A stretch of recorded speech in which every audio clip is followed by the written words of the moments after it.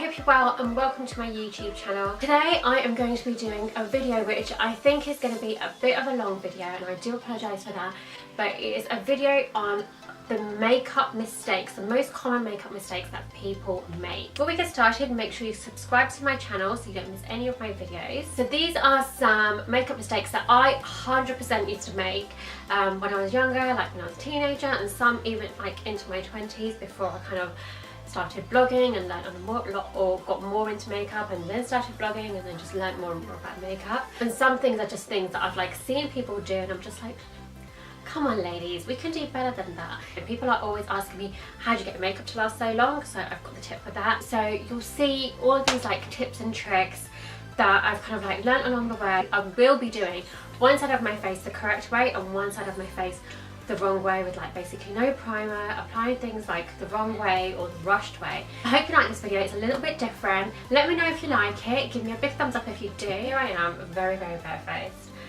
but all I've done is my skincare routine. The first things first is make sure that you do your skincare routine properly. You need to moisturise properly. Make sure that your skin's kind of got a glow to it before you've got your makeup on. First mistake people make is not to prime. So primer is so important, and while I'm telling you how important primer is, I'm going to prime just on this side of my face. So a lot of people think that, oh my god, primer is just like another thing on your skin. Yes it is, but you need to look at it as that it's a nice barrier on your skin, between your skin and makeup. So it's a barrier, so it's not like another layer on your skin, but it's just like another barrier that's going to protect your skin from makeup. It's also going to make your makeup last longer. So if you're going to go through all that effort to put makeup on, you want it to last, and primer is going to do that. You can get some really good primers that are good for glowing. This one is a good NARS one, and it's got SPF in it as well, which is great, and it just provides a nice, smooth, silky canvas for your makeup to glide onto. So that is primer. I absolutely hate putting on makeup if I haven't got primer, and I noticed such a difference, and I don't know when the last time was that I didn't prime, because I'm obsessed with primer. So then the next thing is your base. So on darker skin tones, you need to make sure that you use kind of something that's got a bit more yellow in it rather than a pink undertone, otherwise you're just going to look really grey and ashy. The other thing you need to make sure is that you don't use something that is too light for you, because again you're going to use grey and ashy. So the way to brighten your skin is by using highlighters and using something that's got a yellow undertone. The foundation I'm going to use is this NARS All Day Luminous Weightless Foundation, which is in the shade Barcelona, which is a perfect shade for me, so I'm going to use that on this side. And then I'm going to show you how ashy and a bit washed out your skin can look if you use the wrong foundation, and that is the MAC Face and Body in C3. So I usually mix this with a foundation that's kind of better for me. So today, so I can show you what it would look like if you use the wrong foundation, I'm going to use it on this side so you can see the difference. The other thing is how you apply your foundation. So you can use brushes. People use all kinds of different brushes, but you've just got to make sure you use like a good foundation brush. So you either want to have something that's really nice and compact, like this Expert Face brush, so you can like stipple and then brush it on in these kind of movements, or you can use one of these, which is called which is a duo fibre brush, which is really good and gives you that nice airbrush effect if you do this circular motion. And my favourite way to apply foundation is to use a beauty blender, and your beauty blender has to be wet. No dry beauty blenders. A dry beauty blender is just, there's just no point. You might as well just use your fingers, which is, by the way, is absolutely fine if you want to use your fingers as well. A lot of people use your fingers to apply foundation because you can blend just as well as you can with a beauty blender, but your beauty blender needs to be big and bouncy. On this side I'm going to use a beauty blender, and on this side I'm going to use a brush, but in the wrong way. So let's do the wrong side first. So I'm going to take the Face and Body, which is a lovely foundation, but it's this shade in particular is too light for me. I'm going to take the Expert Face brush, and I'm just going to do that, which is exactly what you don't do, because you're just spreading the foundation but you're not giving it a chance to get into the skin. You're just kind of moving the product around. And it's really like not covering anything. So there's no blending going on here, anything, it's just whacking it on. And then you end up using a lot more product because you think, oh my god, it's not covering anything.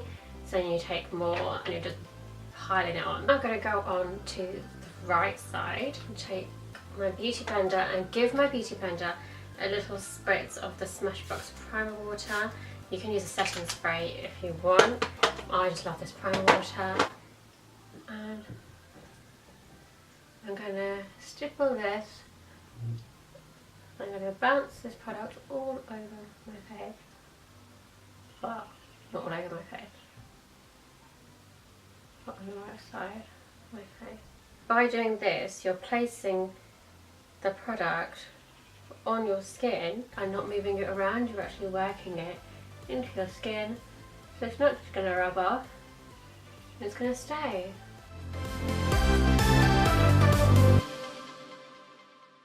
So you can see already that it's actually doing something. My top tip here is to just take a good minute or two, really keep on tapping that in.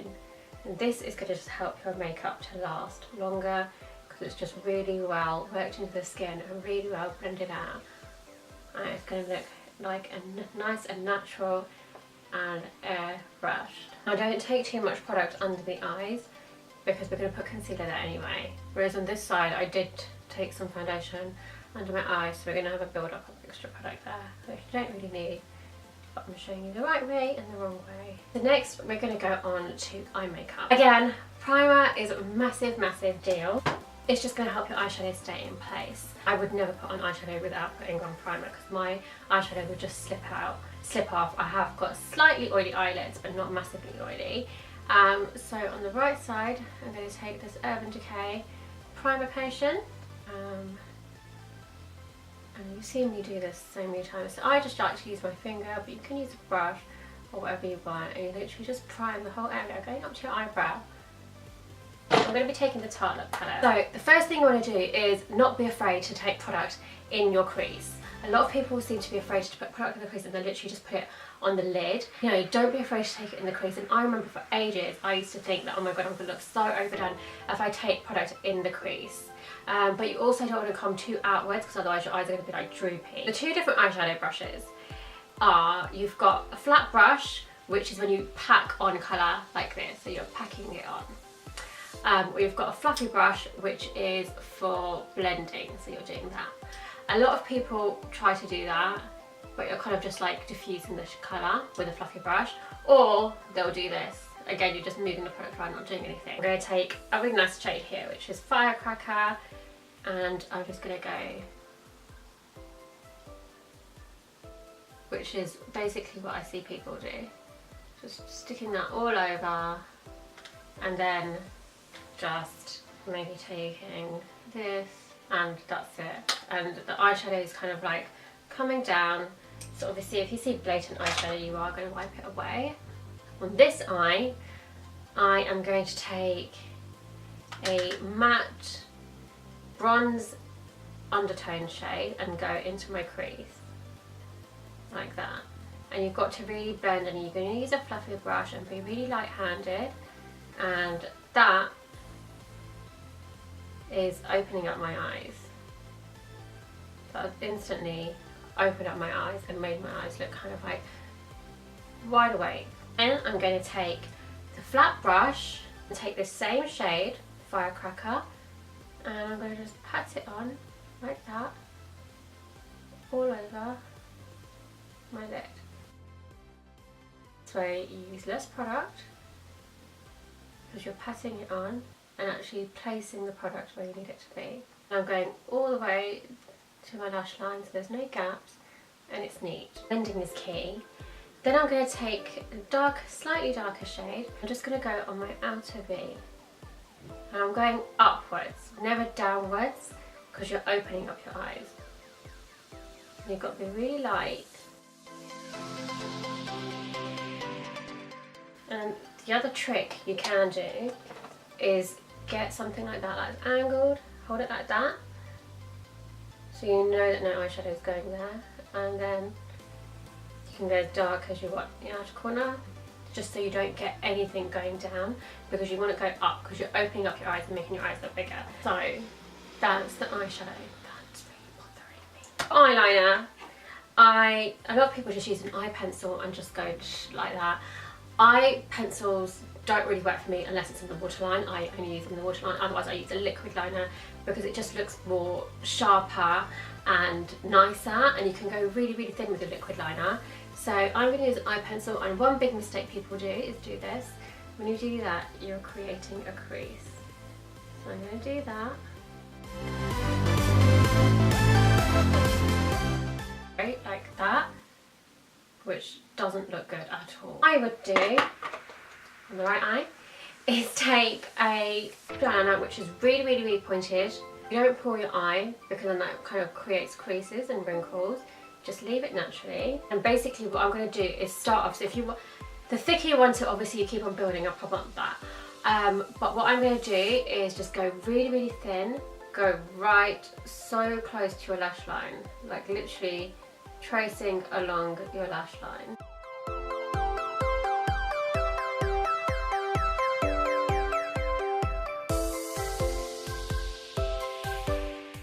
And when you get to like here, you come the other way, so there's no kind of gap there. I must admit, I do stretch my eyes a lot. It's a really bad habit I have, but if you are going to do that, you can do that with a liquid liner, and then just draw along the line that you've just traced on your lower lash line, and then when you get to here, you need to just remember to just flick up slightly. Eyeliner is probably like my least favourite thing to do, especially on other people, because I just feel like I'm not very good at it.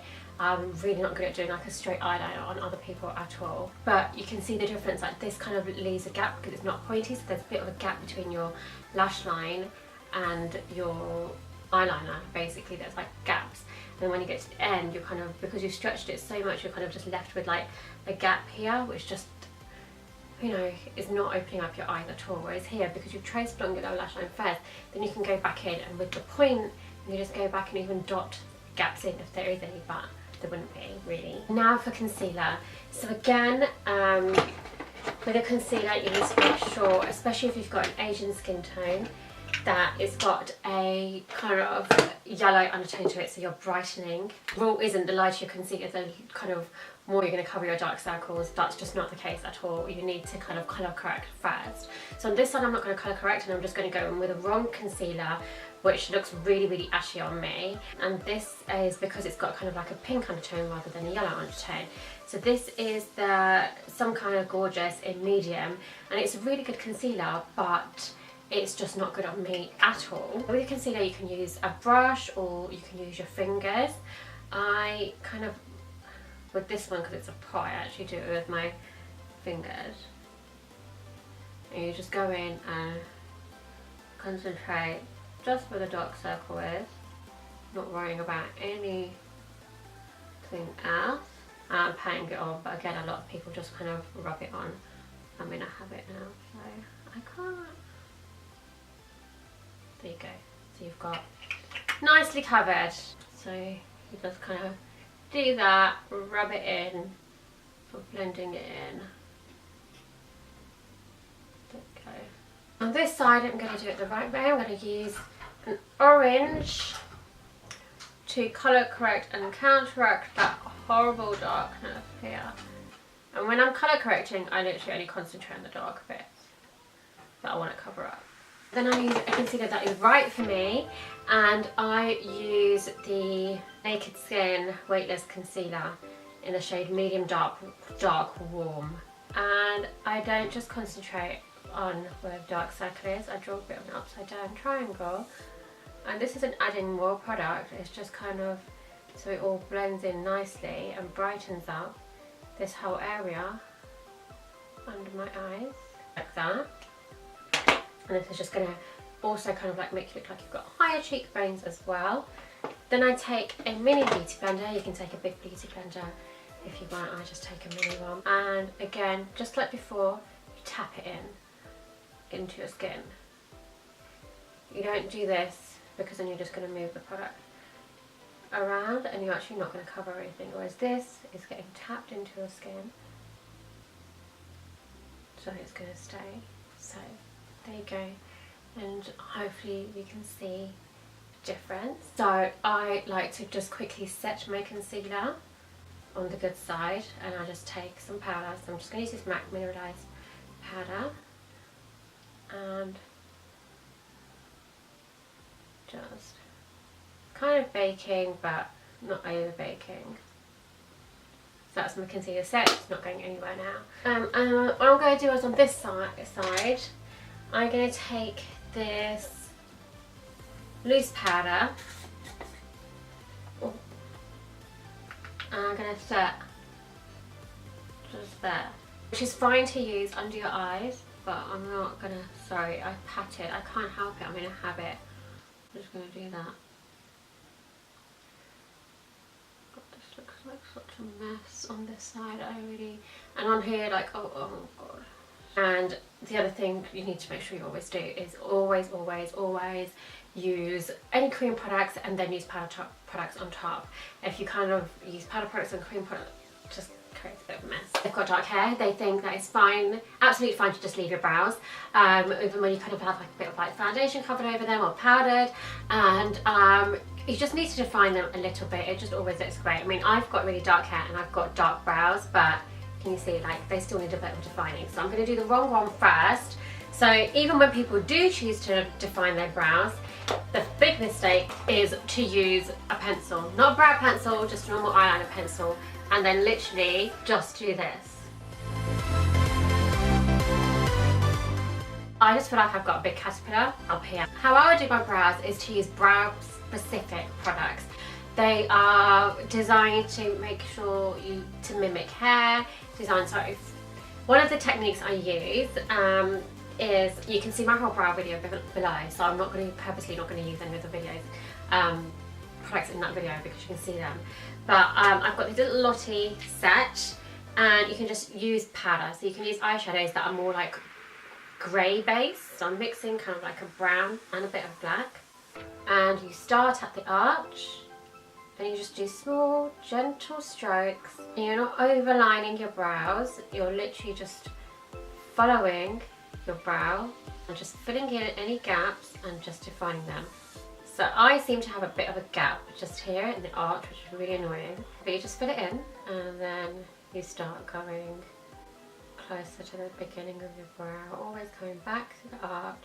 You've got thicker brows, you still do the same thing, you just start at the arch and you just follow like your natural finish here. There's no need to kind of like square it off and draw an extra bit unless you're kind of missing gap. I've chosen to have slightly thinner brows because I just think that looks better on me personally. Some people have thicker brows, which is fine, but you just gentle strokes to mimic the hair. Now I'm going to go on to contouring. So again, I'm not going to go like too deep into the contouring. You can use cream or powder, and I'm just going to go and use powder because a lot of people find powder easier. Some people just get your contours, so I've got the contour shade, and you just go right here on the bone, like above the cheekbone. Or some people literally just do this. Following the hollow is just where you want your thing to be. So it's normally just on the bone, haphazardly just dumping it there without blending it, literally just dumping it there, but no blending. I can't help but blend it, so I am still blending it, but you know, you can see quite a harsh line. You go in the hollow bit here. So if you suck in, you don't do it there, you do it here. So you're going into your hairline, just there. And it needs to be so well blended that it looks like a shadow, because that's what you're doing, you're creating a shadow. But you don't want to see where your contour starts, where it ends, because it should be blended so well. The difference? So that is giving me some shape and definition. That just looks like a muddy mess. You're not going in too close to the centre of your face, you're just keeping it very much on the outside. I'm going to go down the centre, just like that, but really, really blending it. So again, your nose just looks like it's naturally shaped that way. You're kind of creating a shadow, So I want my nose to look slimmer. So just really, really soft. And then here, can't forget the end. But again, you've got to really, really softly do it. Take it down here under the jawline, so you're creating more of a shadow for a more chiseled look. Do it on the jawline, so you're kind of just making marks on your face for no reason. Powder, just powder on the bits where you need to take a bit of shine. Try to use a translucent powder, so you don't look too caked. Take away any excess from under your eyes, and try to go in like circular motions, so you're kind of like buffing it. What some people do is powder with a brush that is really, really big, and then just put it on. You're moving around product, and you're just dumping it on. Getting powder in your eyebrows, and you're just dumping it on. Believe me, this is how I used to put makeup on. I don't know why I bothered. Now onto mascara. So you can see my mascara focus video. I'm going to show you how people do it on this eye wrong, and then I'll show you the right way to do it. But again, I'm not going to go too much into it because I've got a whole mascara focus video. But the thing is with mascara, whether you've got long eyelashes, short eyelashes, dark eyelashes, straight eyelashes, curled eyelashes, you just need to take a bit of time and make sure you do them all. So most people just get the mascara and just do this. It's clumpy, there's no like definition or anything in like that with it. What you should do is start right from the roots, with darkening your roots, right to the tips. And then bronzer. Some people just think that bronzer makes them look too dark, so they just skip the step.